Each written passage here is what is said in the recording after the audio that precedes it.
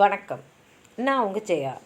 இன்றைக்கி நம்ம இந்த வீடியோவில் மார்கரெட் ஆட்வுட் எழுதின சர்வைவல் இந்த புக்கிலேருந்து சாப்டர் 1 சம்மரியை பார்க்கலாம் வாங்க. சம்மரிக்கு போகிறதுக்கு முன்னாடி இந்த வீடியோவை லைக் பண்ணுங்கள், உங்கள் ஃப்ரெண்ட்ஸோடு ஷேர் பண்ணுங்கள். சப்ஸ்கிரைப் பண்ணாதவங்களாம் ப்ளீஸ் சப்ஸ்கிரைப் பண்ணி என்கரேஜ் பண்ணுங்கள். அதே சமயம் ஹைப் பட்டனையும் தட்டி விடுங்க. மார்கரெட் ஆட்வுட் ஒரு பிரபலமான ஒரு கனடியன் ஆத்தர், போயட், அப்புறம் லிட்ரரி கிரிட்டிக். இவங்க பிறந்தது நவம்பர் 18, 1939.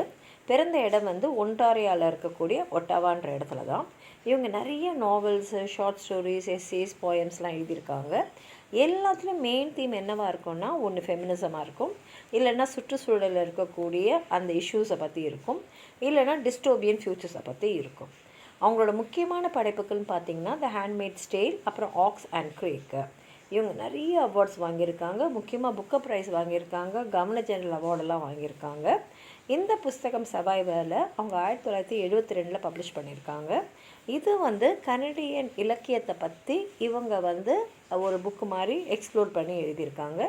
இதில் மொத்தம் 12 சாப்டர்ஸ் இருக்குது. இதில் முக்கியமான கனடியன் ரைட்டர்ஸான மோடி, மேக்லினன், பிளையஸ் அவங்க எழுதின படைப்புகளெல்லாம் இங்கே அவங்க குறிப்பிட்டு இந்த கனடியன் லிட்ரேச்சரை பற்றி அவங்க எழுதியிருக்காங்க.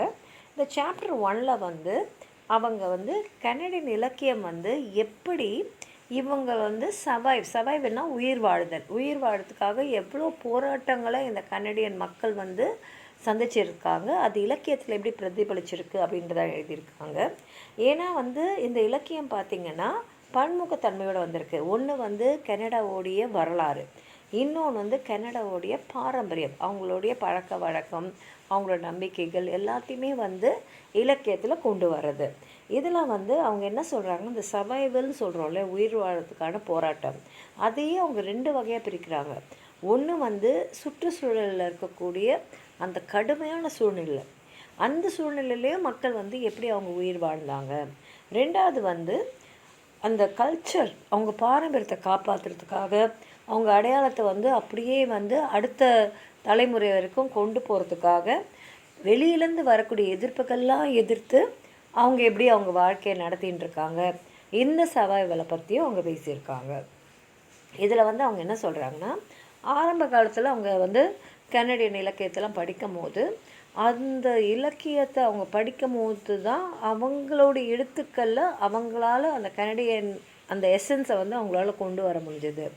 ஆரம்பத்தில் அவங்க இந்த கனடியன் லிட்ரேச்சரோட கான்செப்டை சரியாக புரிஞ்சிக்கல. அவங்க என்ன நினச்சாங்கன்னா, கனடியன் இலக்கியம்னா அது ஒரு என்டர்டெயின்மெண்ட்டுக்காகவும், நிஜமாகவே இவங்கெல்லாம் எப்படி போராடி வாழ்ந்திருக்காங்க அப்படின்னு சொல்லக்கூடிய, இப்போ அந்த மிருகங்களை பற்றின நிறைய கதைங்கள்லாம் படிக்கிறோம்னா அந்த மாதிரி தான் இவங்களும் எழுதியிருக்காங்க. ஏன்னா நிறைய பேர் சர்வைவல் மேனுவல், எப்படிலாம் அந்த இடத்துல கஷ்டப்பட்டேன், அந்த வாழ்க்கையில் நடந்ததெல்லாம் சொல்லியிருப்பாங்க இல்லையா, அந்த மாதிரி ஒரு விஷயத்தை தான் இவங்க எடுத்திருக்காங்க. ஆனால் இதெல்லாம் காமிக் புக் மாதிரி கிடையாது. இந்த போராட்டம் ஆரம்ப காலத்தில் இருந்து இன்னைய வரைக்கும் கூட கனடாவில் இருக்கக்கூடிய மக்கள் அவங்களுடைய பாரம்பரியத்தையும் அவங்களோட அடையாளத்தையும் காப்பாற்றுறதுக்காக இன்னும் போராடின்னு தான் இருக்காங்க. அந்த போராட்டம் சந்தோஷத்தில் முடியும் இல்லை வெற்றியில் முடியுன்றதுக்கு எந்த கேரண்டியும் இல்லை. ஆனாலும் அவங்க இன்னும் ஒரு போராட்டமான ஒரு வாழ்க்கையை தான், எப்படியாவது அவங்க அடையாளத்தை அவங்க காப்பாற்றணும், அவங்க பாரம்பரியத்தை காப்பாற்றணும், அந்த மற்ற இன்ஃப்ளூயன்ஸ்லாம் அந்த தாக்கம் அவங்க மேலே வராமல் இருக்கிறதுக்கு அவங்க எப்படிலாம் போராட வேண்டியிருக்கிறதுன்றது எழுதியிருக்காங்க.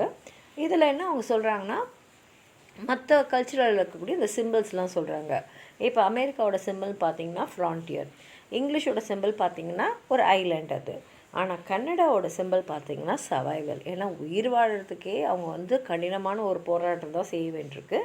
அப்படி பார்த்திங்கன்னா இந்த சர்வைவல்னு சொல்லக்கூடிய விஷயம் எக்ஸ்டர்னலாகவும் இருக்குது, இன்டர்னலாகவும் இருக்குது. ஏன்னா மனப்போராட்டமும் இருக்குது. வெஸ்டர்ன் கல்ச்சரோட இன்ஃப்ளூயன்ஸ் பயங்கரமாக வருது, வெளிநாட்டோட தாக்கம் நிறையா வருது.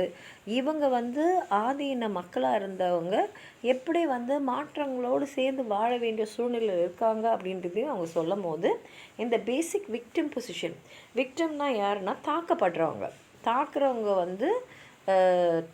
அவங்க எதிரிகளாக இவங்களை எப்படி அதாவது மனநீ ரீதியாகவும் கல்ச்சர் ரீதியாகவும் எப்படிலாம் தாக்குறாங்க. இதை கனடியன்ஸ் எப்படி இந்த தாக்கப்படுற சூழ்நிலையை இவங்க எடுத்துக்கிறாங்க அப்படின்றதா முதல்ல மறுக்கிறாங்க.